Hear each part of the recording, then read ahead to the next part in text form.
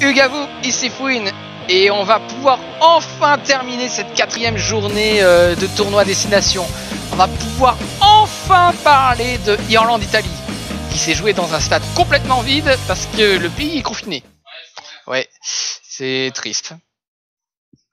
Mais bref, on va parler de ça, et après je parlerai un petit peu, je vais surtout parler de France-Pays de Galles, parce que ça va être très simple.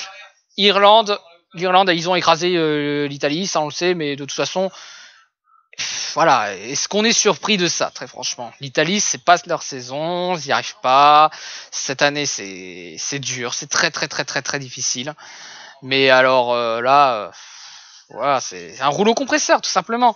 Et même quand l'Irlande faisait d'énormes erreurs, ou même qu'ils étaient à 14 contre 15, notamment dans les 10 premières minutes du match, bah, ils réussissent quand même à coller un essai, hein.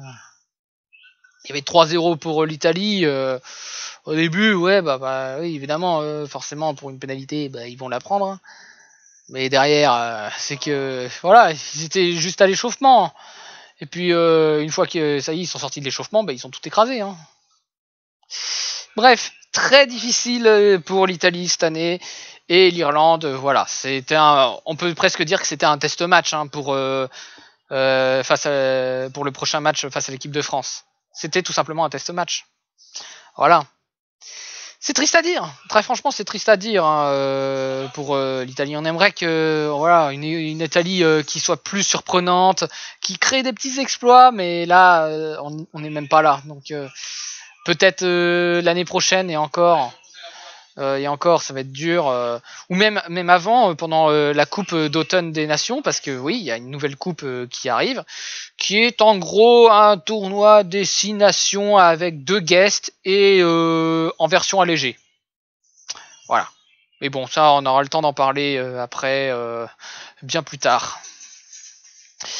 Bref, voilà, pour Irlande, Italie, c'est court, c'est net, c'est bref. De toute façon, voilà, comme on dit, est-ce qu'il y avait une surprise? Non.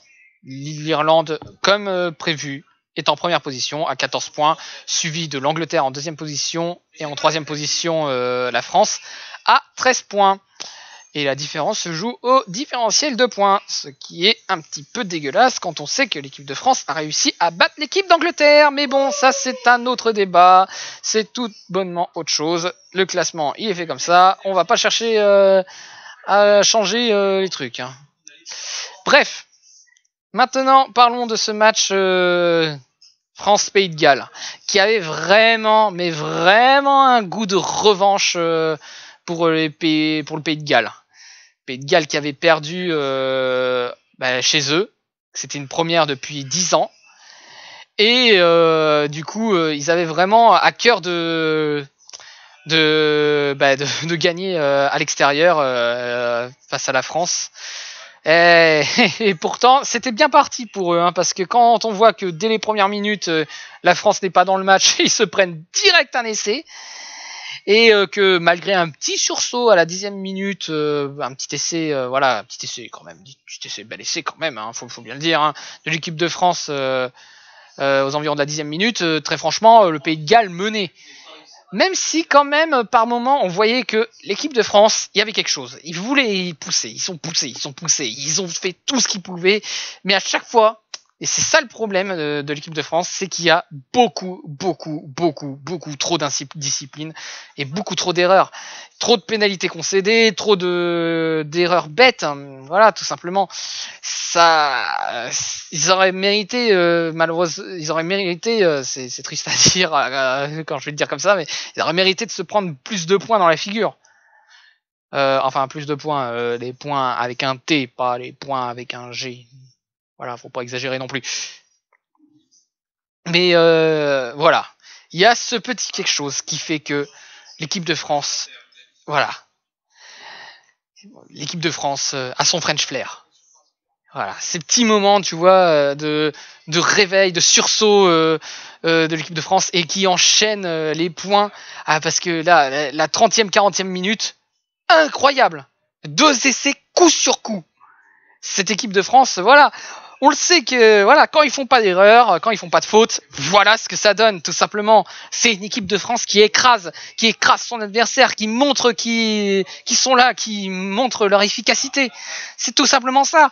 Et la deuxième mi-temps, ça n'a fait que confirmer, malgré encore une fois, il y a beaucoup d'imprécisions, il y a beaucoup de pénalités concédées, mais on voit que tout le monde est là. Tout le monde est là. Il y en a peut-être, il y avait peut-être un Rochelet, mince, je sais plus comment il s'appelle, mais qui était peut-être moins bon. Mais quand on voit ça, on voit que tout simplement, ils ont l'envie, ils ont la niaque, ils ont envie de marquer les points, ils ont envie de gagner. Et ça, c'est beau à voir. Et voilà, ça a donné ce score incroyable, 38-21, 5 essais, 5 essais contre le Pays de Galles. C'est tout simplement incroyable, c'est fou. 5 essais à 2. Et d'ailleurs, j'en profite pour dire que pourtant, quand ils étaient sur leur enchaînement d'essais dans la deuxième mi-temps, c'est loin d'être parfait parce qu'ils se sont pris un essai dans la figure aussitôt. Mais bon, ce qui est bien, c'est qu'ils ont répondu aussitôt. Hein. Bon, ils ont failli en s'en prendre encore un autre, mais ce qui aurait réduit le score. Mais très franchement, voilà, ils ont superbement bien joué. Là, c'est une dream team. Hein. C'est une équipe qui a énormément de potentiel, une équipe qui a envie d'aller, qui a envie d'y aller, qui a envie de se donner à fond, qui a envie de tout simplement, faire des exploits et qui a envie de faire, allez, rêvons, une bonne Coupe du Monde. Une bonne Coupe du Monde, et oui, elle arrive cette Coupe du Monde, mine de rien, si tout se passe bien.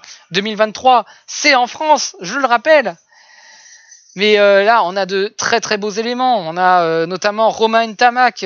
Ntamak qui ne loupe aucun de ses points. Il fait un 6/6. C'est tout simplement magnifique. Teddy Thomas qui est une véritable gazelle, qui fait un putain d'exploit magnifique sur son dernier essai. On a aussi Antoine Dupont qui distribue excellemment bien la balle et qui est aussi un bon finisseur. On a toute une mêlée aussi avec Kamisha par exemple ou Gros qui sont tout simplement excellents. Ça fait du bien de voir une équipe de France comme ça. Ça fait vraiment du bien. Et c'est vrai que ça ferait presque rappeler que putain c'est dommage ce qui leur est arrivé en Écosse. Mais bon, voilà, c'est en faisant des erreurs comme ça qu'ils apprennent. Est-ce que cette année sera la bonne ? J'ai envie d'y croire, mais je regarde l'adversaire de l'Angleterre, c'est l'Italie. Et à moins que l'Italie tout d'un coup se mette à bien jouer et réussisse à bien coller dans les basques de l'Angleterre,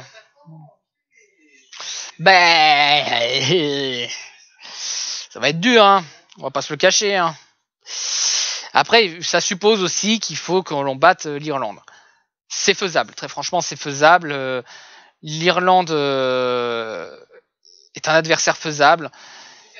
C'est pas forcément leur meilleur tournoi destination, mais ils peuvent causer des ennuis. On s'en souvient, notamment d'un putain de drop.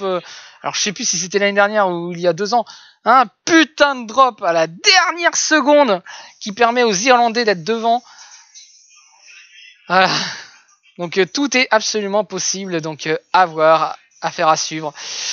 Et vivement la 5e journée pour voir qui sera le grand gagnant 2020. Et puis après, qu'est-ce qu'il y aura après ? Comme je l'ai dit, la Coupe d'automne des Nations.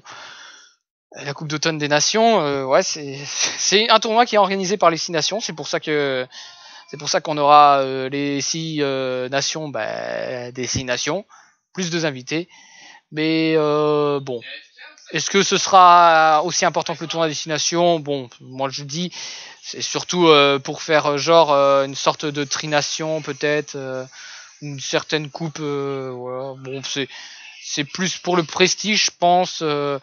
Quoique officiellement, c'est créé apparemment, d'après ce que j'ai compris, parce qu'il y a eu la pandémie du Covid-19 et que malheureusement ils ont besoin de voilà, les joueurs ont besoin de compétition, surtout après une interruption de facilement 3-4 mois de saison. Voilà, c'était dans la saison, c'est 3-4 mois sans match, c'était long.